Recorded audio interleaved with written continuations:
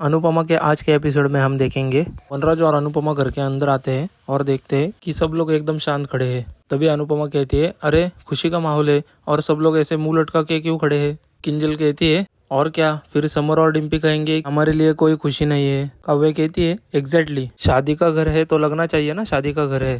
तभी अनुपमा कहती है, हाँ तभी तो, चलो चलो चलो पूजा शुरू करते हैं। समर कहता है, चलिए। तभी बा कहती है, और अनुज और माया शादी कर ली या करने की बाकी है। बा कहती है, अरे बता दो छोटी, तू ही बता, तुझे तो पता होगा। तभी बाबूजी कहते हैं, लीला आज समर और डिम्पी का दिन है। बा कहती है, अरे पर ये दोनों लड़की वालों की तरफ से, तो पता तो चलना चाहिए ना कि इन दोनों का आपस में रिश्ता क्या है। बापूजी कहते हैं, मैंने कहा ना लीला, आज समर और डिम्पी का दिन है, दूसरी कोई फालतू बातें नहीं होगी। पंडित जी कहते हैं, आइए आप सब पूजा शुरू करते हैं। बा कहती है, हाँ हाँ चलो समर और डिम्पी, मुहूर्त निकला जा रहा है। अनुपमा जाना, मंदिर के पास मिठाई पड़ी है वो लेके आ। अनुपमा मिठाई लेने के बाद आती है और अनुज के बाजू में बैठने के लिए जाती है। उससे पहले ही माया वहीं पे बैठ जाती है। फिर अनुपमा अनुज और माया के पीछे जाकर बैठती है। काव्या कहती है, पिछली बार अनुज और अनुपमा एक साथ बैठे थे और आज देखो। किंजल कहती है, लाइफ भी कितनी अजीब है ना। काव्या कहती है, वो तो है, पिछली बार वनराज और मैं भी एक साथ बैठे थे, लेकिन आज देख लो। पाखी परितोष से कहती है, बेचारी मम्मी के लिए ये सब हैंडल करना कितना मुश्किल हो रहा होगा। परितोष कहता है, हाँ ना, अगर आना था अनुज को तो अकेला आता ना, ये माया को साथ लेके क्यों आया। अनुज का भाई अनुज से पूछता है, तू ठीक है। अनुज सिर हिला के कहता है, हाँ, और फिर पूछता है, और आप। तभी माया को बरखा का मैसेज आता है, तबीयत कैसी है। माया उसे रिप्लाई करती है, अच्छी हूँ। अनुज साथ है तो क्या प्रॉब्लम हो सकती है। बरखा मैसेज करती है, गुड। माया वापस उसको रिप्लाई देते हुए कहती है, कभी किसी ने मेरा इतना ख्याल नहीं रखा था जितना अनुज रख रहा है। डिम्पी कहती है, समर ये कैसा माहौल है, शादी में ऐसा माहौल होता है क्या। समर कहता है, ये तो तुम्हें अनुज को बुलाने से पहले सोचना चाहिए था ना, बट एनीवे हम सब साथ है, इतना ही काफी है।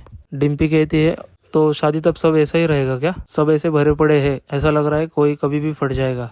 पंडित जी कहते हैं, अनुपमा बेटा फूल लेकर आओ। अनुपमा का ध्यान नहीं रहता है। फिर पंडित जी कहते हैं, बेटा अनुपमा फूल लेकर आओ। अनुपमा कहती है, हाँ अभी लाई। अनुपमा अंदर से फूल लाते समय उसका पैर फंस जाता है और वो गिरने लगती है। तभी अनुज उसको पकड़ लेता है तो उसे चिल्लाता है, मम्मी, पर अनुज ने उसे पकड़ लिया होता है। और तभी अनुपमा का मंगलसूत्र अनुज के शर्ट के बटन में अटक जाता है और वो दोनों एक दूसरे की तरफ बस देखते ही रहते हैं। तभी पीछे से माया उसको आवाज देती है, अनुज, और कहती है, मुझे बहुत अनईजी फील हो रहा है। अनुज उसको पानी का गिलास देते हुए कहता है, ये लो पानी पी लो। तभी छोटी माया से कहती है, माँ आप ठीक हो ना। तभी वनराज कहता है, अनुपमा जाओ तुम दूसरे फूल लेकर आओ। फिर अनुपमा अंदर जाती है और उदास होकर अभी जो हुआ वो याद करने लगती है और फिर अपने आप से ही कहती है, नहीं नहीं नहीं, रोना नहीं है, रोना नहीं। और तभी काव्या उधर आ जाती है। अनुपमा उसके गले पड़ जाती है। काव्या उसे कहती है, तुम ठीक हो। जानती हूँ कि तुम नहीं हो, लेकिन फिर भी पूछ रही हूँ ताकि तुम्हें याद रहे कि तुम्हें ठीक रहना है। अनुपमा कहती है, तुम ठीक हो। वैसे एक बात कहूँ, बहुत प्यारी लग रही हो, तुम्हारी मॉडलिंग की दुनिया तुम्हें रास आ गई। काव्या कहती है, हाँ लेकिन अभी कुछ टाइम तक मैंने ब्रेक लिया है। मैंने सोचा है कि थोड़े दिन के लिए मैं कैमरा के पीछे काम करूँगी। अनुपमा कहती है, क्यों, सब ठीक है। काव्या, सब ठीक है। काव्या कहती है, हाँ हाँ ऑल ओके, सब ठीक है। और मैंने सुना है कि तुम अमेरिका जा रही हो। I am so happy for you Anupama. Anupama कहती है, थैंक यू।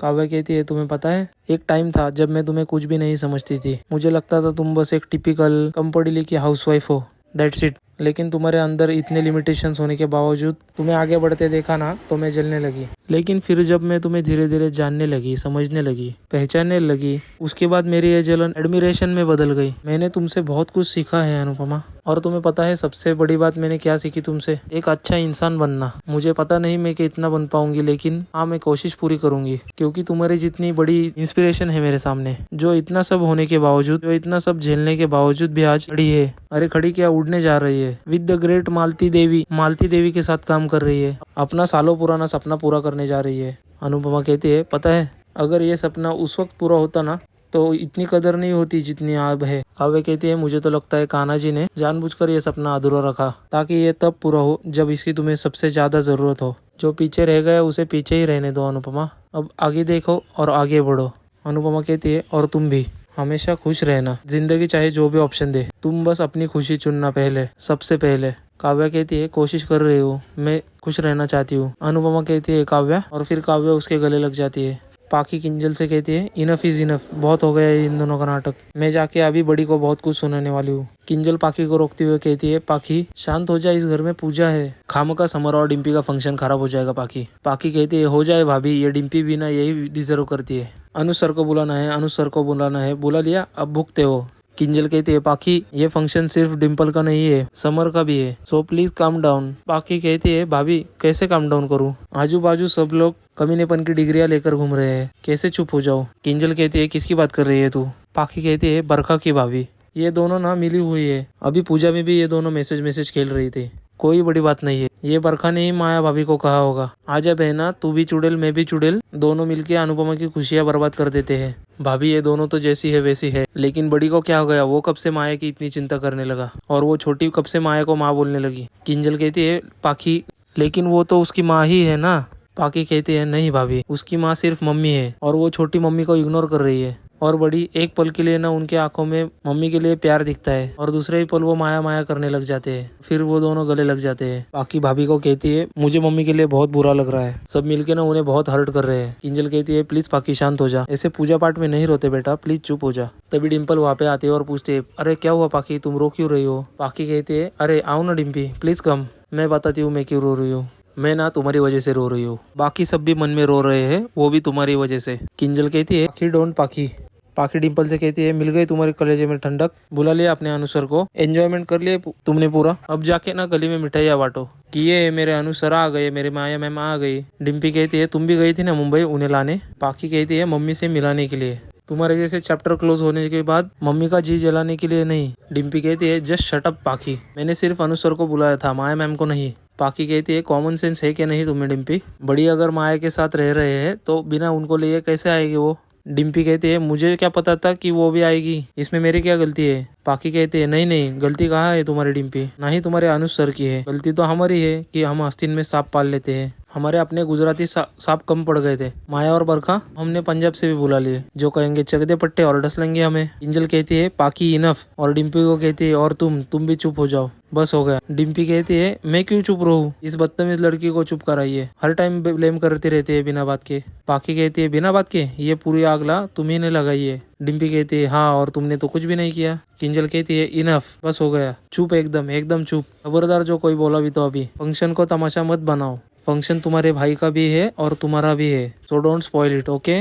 बात आई समझ में पाखी और डिम्पी, और वो सब वहाँ से बाहर जाते हैं। अनुज फोन पर बात करता रहता है, धीरज मैं अभी बात नहीं कर सकता, बाद में करता हूँ। तभी वनराज वहाँ पर आता है, अनुज उसे पूछता है कुछ कहना है। वनराज कहता है कहना चाहिए, आंखों में नहीं दिखाई दे रहा है। अनुज ये शादी में अपनी ये न्यू फैमिली का ड्रामा शुरू मत करना प्लीज। अनुज कहता है ड्रामा करने की आदत मुझे नहीं है वनराज, तुम्हें जरूर है। वनराज कहता है आदतें याद है मेरी तो गुस्सा भी याद होगा, मेरे सब्र का इंतहा मत लेना अनुज, वरना मैं भूल जाऊंगा कि मेरे बेटे की शादी है। अनुज कहता है क्यों अपने बेचारे दिल पे बोझ डाल रहे हो, अभी तो इसी की बीमारी से उठे हो। वनराज कहता है जानता हूँ, इसीलिए कह रहा हूँ मेरा बीपी मत बढ़ाना। अनुज कहता है बीपी मेरा भी बढ़ता है वनराज, और जब मेरा बीपी बढ़ता है तो मेरा दिमाग फट जाता है, जस्ट सेइंग। भैरवी आती है और अनुपमा की माँ को पानी देती है। बाऊ से कहती है अरे वाह बेटा, तुम तो बहुत काम करती हो। अनुपमा की माँ कहती है ये बहुत प्यारी बच्ची है। बा कहती है नसीब वाली भी, अनुपमा के साथ अमेरिका जा रही है। माँ कहती है हाँ, अनुपमा ने इसका साथ दिया, इसलिए किस्मत ने अनुपमा का साथ दिया, और सच बताऊं कि मुझे भी तसल्ली है कि अनुपमा वहाँ अकेली नहीं होगी। बा कहती है ये तो ठीक है। माँ कहती है लोग जिंदगी में आते हैं चले जाते हैं, लेकिन इसके पीछे कुछ न कुछ वजह जरूर होती है, कुछ हमें हंसाने आते हैं, कुछ रुलाने आते हैं, कुछ मदद करने के लिए आते हैं, तो कुछ सिखाने के लिए। बा भैरवी से कहती है बेटा जा जरा वहाँ पे फूल पड़े हैं वो साफ कर ले। भैरवी कहती है ठीक है, और वहाँ से चली जाती है। बा माँ से पूछती हो क्या आप ठीक हो। माँ कहती है नहीं, मन तो कर रहा है मेरे बेटे का हाथ पकड़ो और उसे यहाँ से बहुत दूर ले जाओ, लेकिन ऐसा नहीं कर सकती, क्योंकि मैं जैसे एक माँ हूँ वैसे वो भी एक माँ है। जैसे मैं अपनी बेटी को दुखी नहीं देखना चाहती, वैसे अनु भी उसकी बेटी को दुखी नहीं देखना चाहती। बा कहती है शायद अनुपमा की किस्मत में दर्द से गुजर के ही दर्द को पार लगाना लिखा है। पंडित जी कहते हैं पूजा के विधि हो गए हैं, अब विवाह की रस्में पूरी करते हैं, उसके लिए लड़के के माता पिता आगे आइए। पंडित जी फिर से कहते हैं मुहूर्त निकला जा रहा है, लड़के के माता पिता को बुलाइए। तभी बा कहती है वनराज और अनुपमा आप दोनों एक साथ बैठकर पूजा करो।